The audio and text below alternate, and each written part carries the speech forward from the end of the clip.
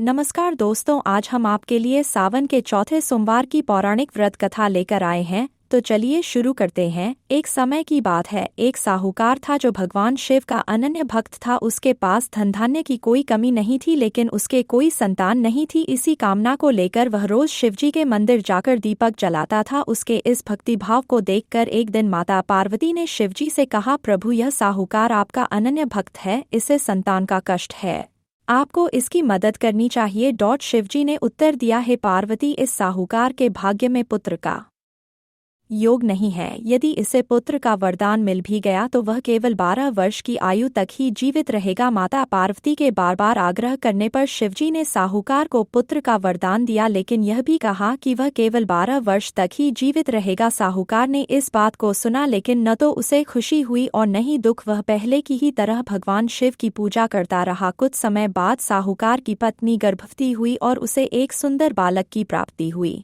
परिवार में खुशियां मनाई गई, लेकिन साहूकार ने बालक की 12 वर्ष की आयु का जिक्र किसी से नहीं किया। जब बालक 11 वर्ष का हुआ तो एक दिन साहूकार की पत्नी ने उसके विवाह के लिए कहा।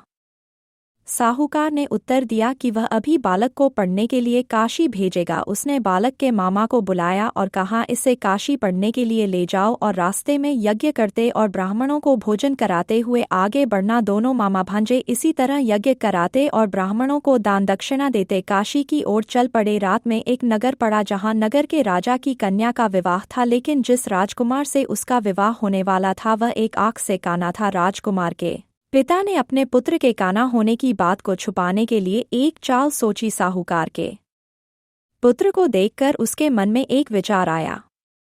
उसने सोचा, क्यों न इस लड़के को दूल्हा बनाकर राजकुमारी से विवाह करा दूं। विवाह के बाद इसको धन देकर विदा कर दूंगा और राजकुमारी को अपने नगर ले जाऊंगा। लड़के को दूल्हे के वस्त्र पहनाकर राजकुमारी से विवाह कर दिया गया, लेकिन साहूकार का पुत्र ईमानदार था, उसे यह बात न्यायसंगत नहीं लगी। उसने अवसर पाकर राजकुमारी की चुन्नी के पल्ले पर लिखा कि तुम्हारा विवाह तो मेरे साथ हुआ है, लेकिन जिस राजकुमार के संग तुम्हें भेजा जाएगा वह एक आंख से काना है। मैं तो काशी पढ़ने जा रहा हूँ। जब राजकुमारी ने चुन्नी पर लिखी बातें पढ़ी तो उसने अपने माता पिता को यह बात बताई। राजा ने अपनी पुत्री को विदा नहीं किया, जिससे बारात वापस चली गई। दूसरी ओर साहूकार का लड़का और उसका मामा काशी पहुंचे और वहां जाकर उन्होंने यज्ञ किया। जिस दिन लड़के की आयु 12 साल की हुई उसी दिन यज्ञ रखा गया। लड़के ने अपने मामा से कहा कि मेरी तबीयत कुछ ठीक नहीं है। मामा ने कहा कि तुम अंदर जाकर सो जाओ। शिवजी के वरदान अनुसार कुछ ही देर में उस बालक के प्राण निकल गए। मृत भांजे को देख उसके मामा ने विलाप शुरू किया। संयोगवश उसी समय शिवजी और माता पार्वती उधर से जा रहे थे। पार्वती ने भगवान से कहा, स्वामी, मुझे इसके रोने के स्वर सहन नहीं हो रहा, आप इस व्यक्ति के कष्ट को अवश्य दूर करें। जब शिवजी मृत बालक के समीप गए तो वह बोले कि यह उसी साहूकार का पुत्र है जिसे मैंने 12 वर्ष की आयु का वरदान दिया। अब इसकी आयु पूरी हो चुकी है। लेकिन मातृभाव से विभोर माता पार्वती ने कहा कि हे महादेव, आप इस बालक को और आयु देने की कृपा करें, अन्यथा इसके वियोग में इसके माता पिता भी तड़प कर मर जाएंगे। माता पार्वती के आग्रह पर भगवान शिव ने उस लड़के को जीवित होने का वरदान दिया। शिवजी की कृपा से वह लड़का जीवित हो गया। शिक्षा समाप्त करके लड़का मामा के साथ अपने नगर की ओर चल दिया। दोनों चलते हुए उसी नगर में पहुंचे जहां उसका विवाह हुआ था।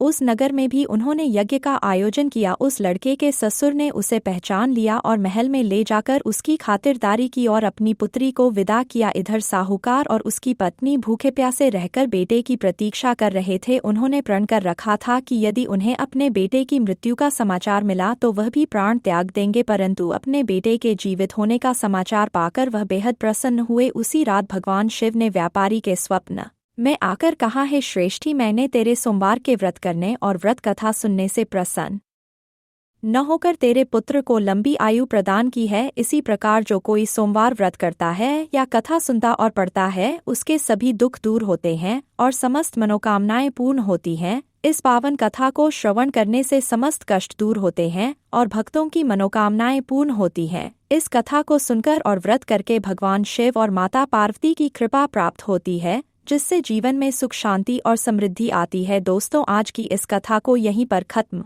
करते हैं। उम्मीद करते हैं आपको यह कथा पसंद आई होगी। अगर पसंद आई हो तो इस वीडियो को लाइक करके हमारे इस चैनल संपूर्ण वृत्त कथा को सब्सक्राइब करें। धन्यवाद।